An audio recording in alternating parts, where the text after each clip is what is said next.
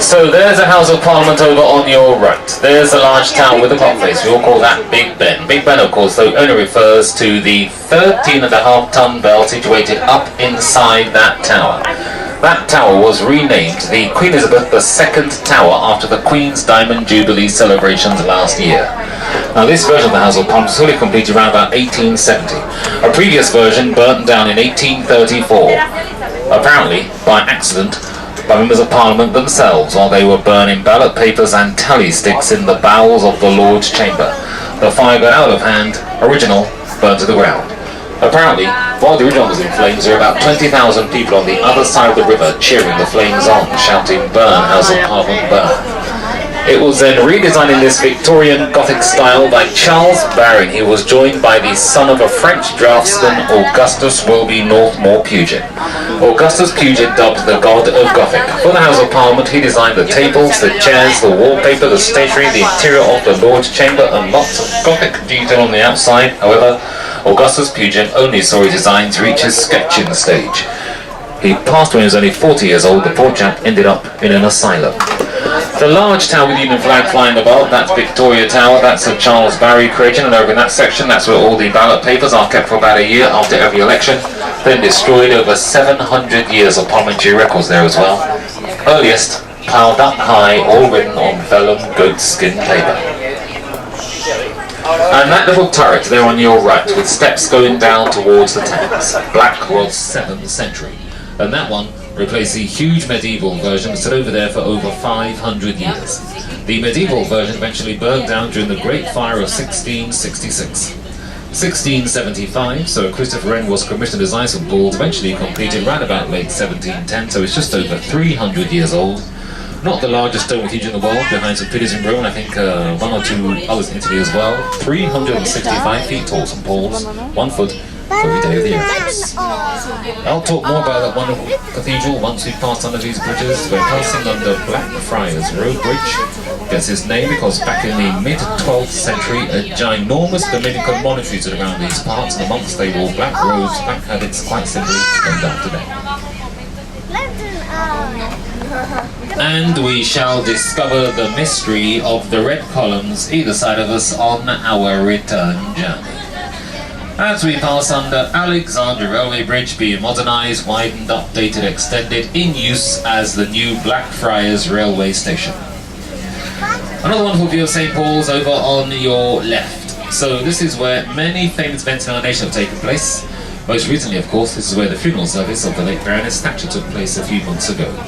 This is also where Prince Charles married the late Lady Diana Spencer back in 1981.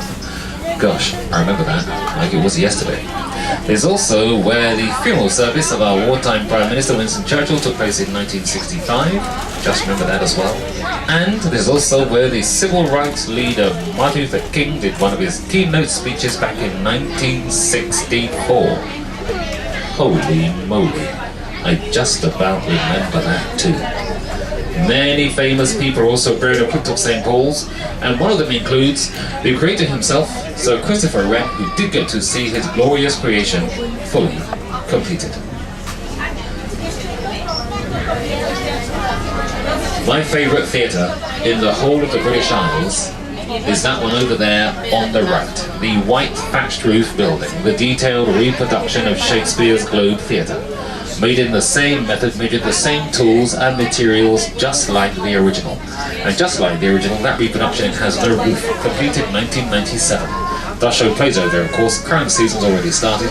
Original Globe Theatre was in the area of Southwark, part of Southwark, behind the buildings on your right. The original Globe Theatre burned down during performance of Henry VIII in 1613, when they decided to use a live cannon in that production. There was another one, but it was pulled down about 30 years after the original by the then ruling Puritans. One of London's many famous pubs is coming up as we pass under Southwark Bridge. On your right, the red window-framed pub, there it is, the Anchor on your right, dates back to the mid to late 18th century. Archaeologists found earlier parts beneath when it was once the Bankside Tavern. When the Bankside Tavern was over there, it's where Shakespeare's actors used to change. Original Globe Theatre was only about 30 yards away.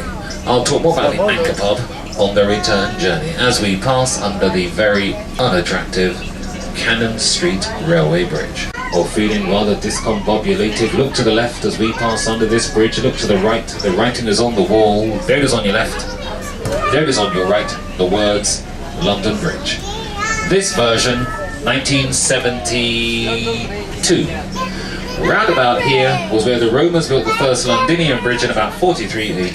They have another version, of course. The most famous one we'll learn about on the return journey is the quite astonishing, at times, medieval version. More about that one on the return. We are in the beginnings of the old port of London, starting round about here but stretched beyond that wonderful bridge ahead of us. Some of the buildings to our left and right, storage warehouse and food markets. For example, on your left, the sandy-coloured building with the curved roof and the fish with the veins on either side, that's the huge clue, the old Billingsgate Fish Market. It's type of fish market for over 800 years on timber to the area of Dockland in 1982, now used for parties and exhibitions. Next door to it, here on the left, Custom House, been on this site since the early 13th century. So many huge companies. Previous buildings on that site once built quite close to the banks of the old River Fleet. That river was covered over, must be almost over 400 years ago. Next door to it, the building with the sloping green roof, that is the old City of London School for Boys. As you can see, it's decorated with 4 figures. Those are 4 great English scholars.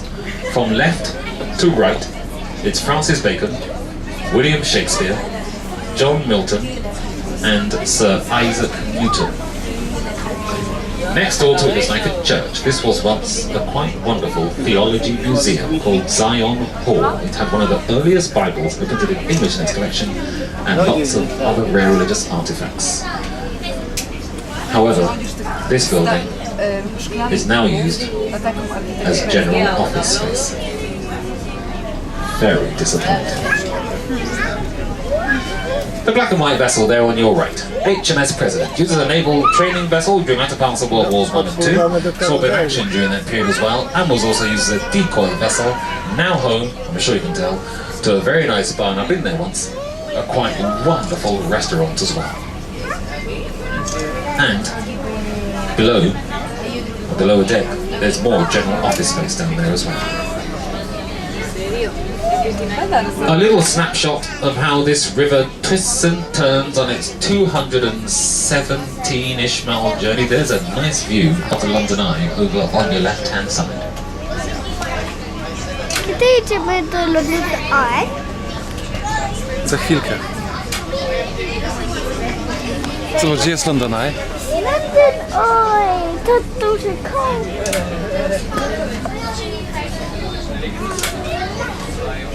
Bardzo duże. Większe niż ludzie.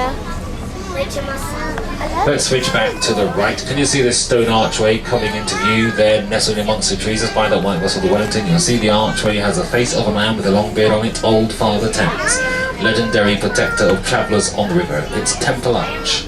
This marks where we leave the City of London, City of Commerce. We are entering into the City of Westminster, City of Royalty. The City of London, City of Commerce is a small area of the capital, about 1 square mile. There's an area surrounded by statues of red and silver dragons, and that area has its own mayor and own police force.